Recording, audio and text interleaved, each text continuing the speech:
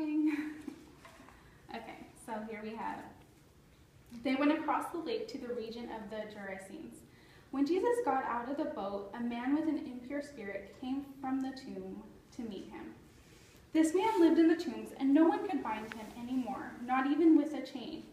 He had often been chained, hand and foot, but tore the chains apart and broke the irons on his feet. No one was strong enough to subdue him. Night and day, among the tombs in the hills, he would cry out and cut himself.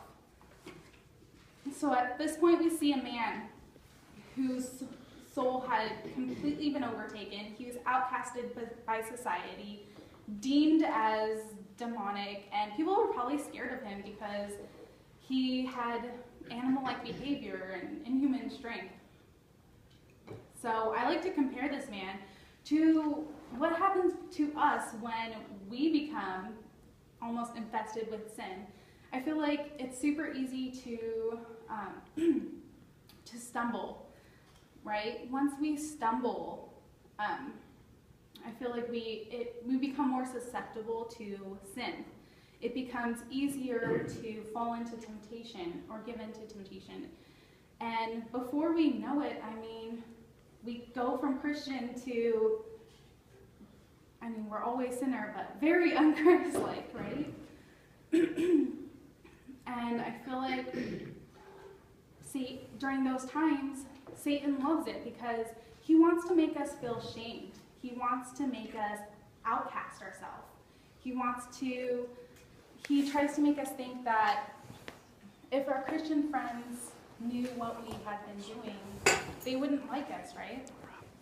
So he wants to make us feel too shamed to talk to our friends about it or even talk to God about it. So we're going to go from 5 to 13. So when he saw Jesus from a distance, he ran and fell on his knees in front of him. He shouted at the top of his voice, "What do you want with me, Jesus, Son of the Most High? Son of the Most High God. In God's name, don't torture me." For Jesus had said to him, "Come out of this man, you impure spirit." Then Jesus asked him, "What is your name?" "My name is Legion," he replied, "for we are many." And he begged Jesus again and again not to send them out of the area. A large herd of pigs was feeding on the nearby hillside. The demon begged Jesus, "Send us among the pigs. Allow us to go into them." He gave them permission, and the impure spirits came out and went into the pigs. The herd of about 2,000 in number rushed down the steep bank into the lake and were drowned.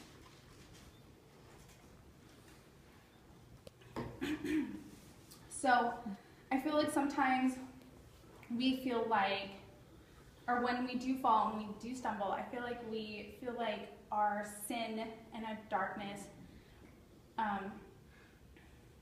we want to hide it from God, right? We're ashamed and we're embarrassed. Sometimes when I used to fall, I would think, okay, as soon as I get my act up, I'm going to go back to God and, apologize. I would just have so much shame. But here we see that we need to bring our problems to God because, God made this demon fall on his knees, and he can do the same to our sins. Sometimes we want to fight our own battles, and we want to take care of it ourselves. But what we forget is nobody is too dirty or too sinful to come to God.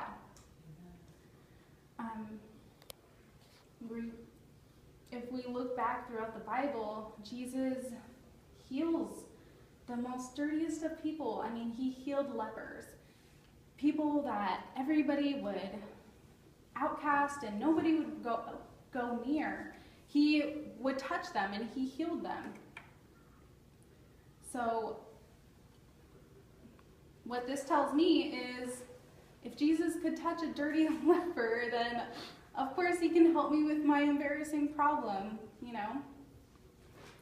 So before we move on, I want to dig a little deeper into the Greek language that is used in this section.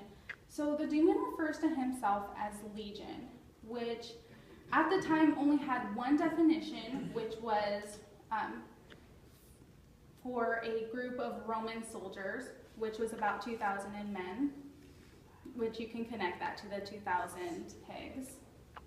Also, the Greek word for the word herd that was used to describe the pig was an inappropriate term. Mark chose to use that word because it describes because of its military overtones.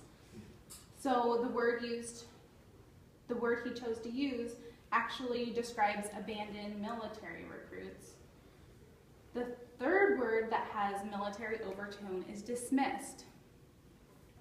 So Jesus dismissed the legion. He dismissed the abandoned military Roman recruits, and he put them into the pigs and he drowned them, right? So Mark used this parable to connect it to the story in the Old Testament when Jesus drowns the Pharaoh's army, right? So again, Mark is trying to emphasize that liberation that we seek or that we find in Jesus. Jesus is constantly showing us that he wants to liberate us from the evil, not only with the demon-possessed man, but he's making that war connection, like God's here and he's going to save you.